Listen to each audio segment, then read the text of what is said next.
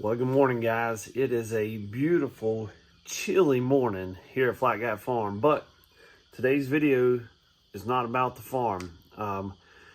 We recently saw a video from Sow the Land talking about wood chips. Check this out right here. 7 years ago, I was wood chip rich. I would call the local tree businesses in the area and ask if they have any free wood chips to drop off. Wood chips at all?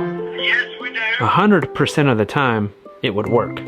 No problem. Today, I don't know if there's a wood chip shortage or somebody is hoarding them all, but I can't get anyone to drop off wood chips here.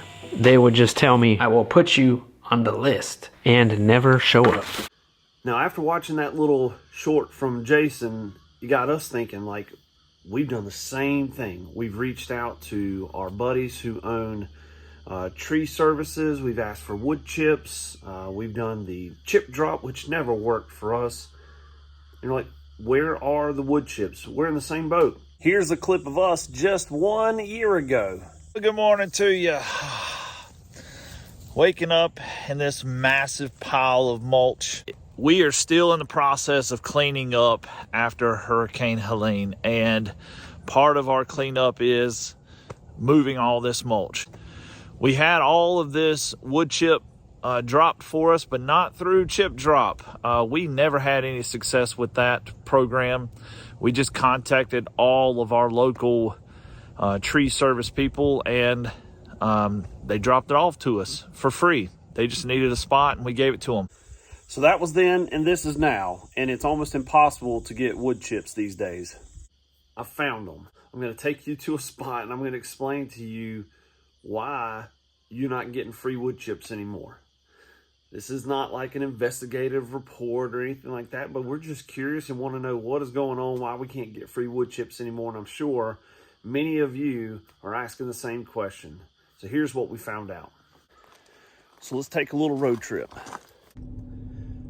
For a while, we have been seeing this one location where they are taking like loads and loads of wood debris, trees, whatever, branches, and turning them into mulch.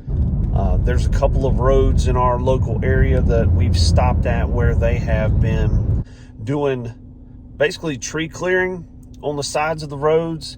And we asked one of the ladies that was holding the sign, tells you to stop or go.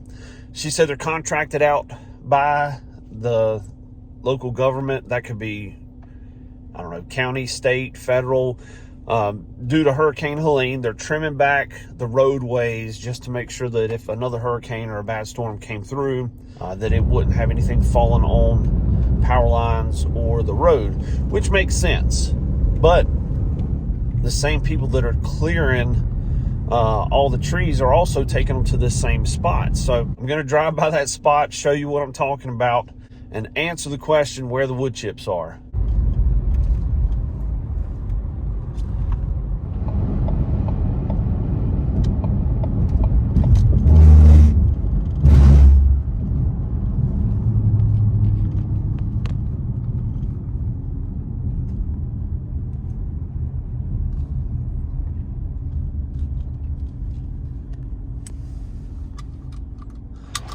Well, you can see all of the wood debris, and what they do is they bring the big chippers down in here. They mulch all this wood debris that they have left over from Hurricane Helene, but also what they've been cleared from the roadside. And what I was told by one of the tree service guys is they make $200 per load of wood chips. And they bring them here. I don't know what they do with them, where they go, but they are getting paid $200 per load of wood chips. So if you're wondering why you can't get any free, because they're making money now. Again, this is no slam on anybody. This is just showing you where they are. I don't know if there's other places like this, but this is in Burke County. It used to be like an old way station or something. They stored equipment here from time to time, the DOT, but pretty impressive piles behind me. I mean, those are massively high. Wood chippers are typically in full force, but they're not in here now grinding all this up.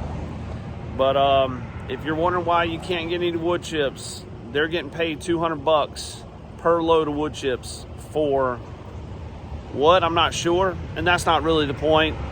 I'm just informing you of what we were told, so now you know.